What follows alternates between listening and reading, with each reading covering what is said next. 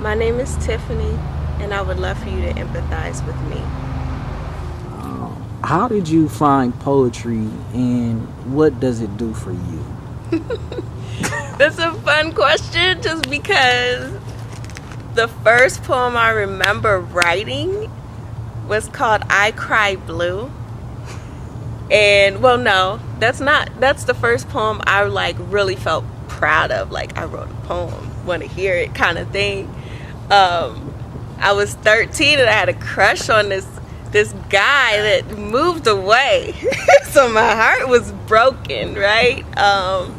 Because before that it was like Roses Are Red poems for Mother's Day. Uh, so that's really where I started, was like with heartbreak.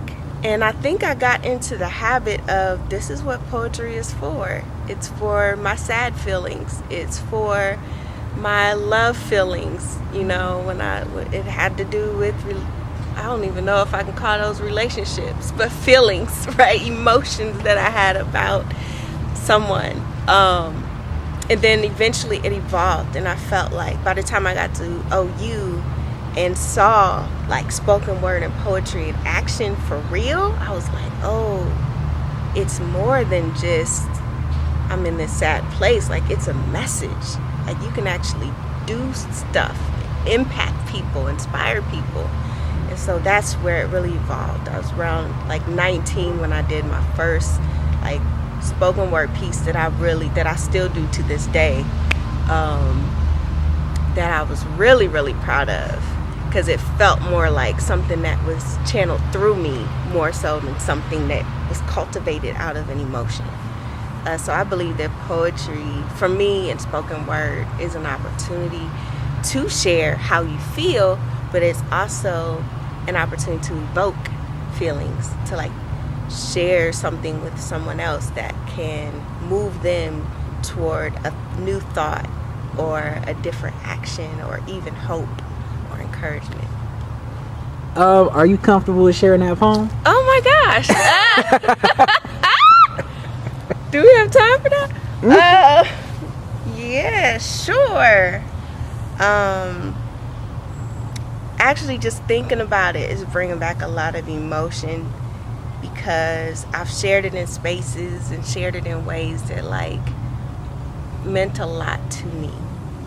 It's called My Soul's Imagination. I hope I can remember it. My love is my soul's imagination.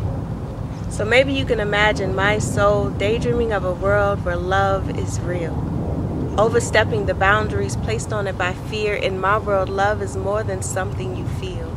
It's not synonymous with happy, like, or care about. It doesn't exist in the midst of doubt, because it is its own separate entity, yet innate within you and me, existing quietly and patiently, awaiting its time to finally be set free from the confines of the flesh. In my world, love isn't an emotion. It's not as complex, because feelings change and get rearranged and feelings get hurt. But in my world, love does not hurt.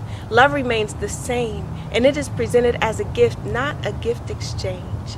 Love is a painless application of one's spiritual desires, only relying on the faith that what is given will be returned in due time.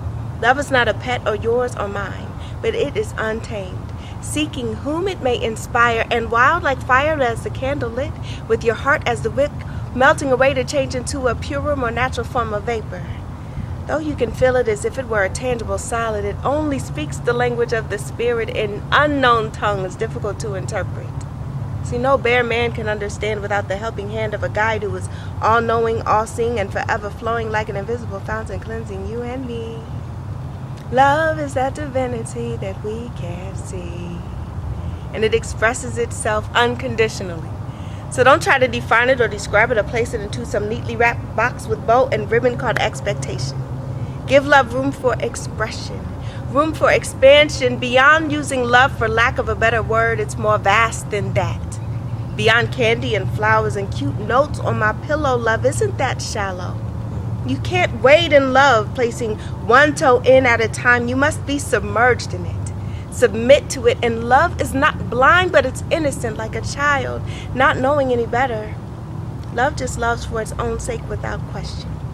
So don't ask God why he loves you, as unworthy as you may think you are. Don't ask why you love who you love. Just accept that you do. Because as long as my soul imagines, I will be loving you. Sheesh. It's been a long time since I've done that one.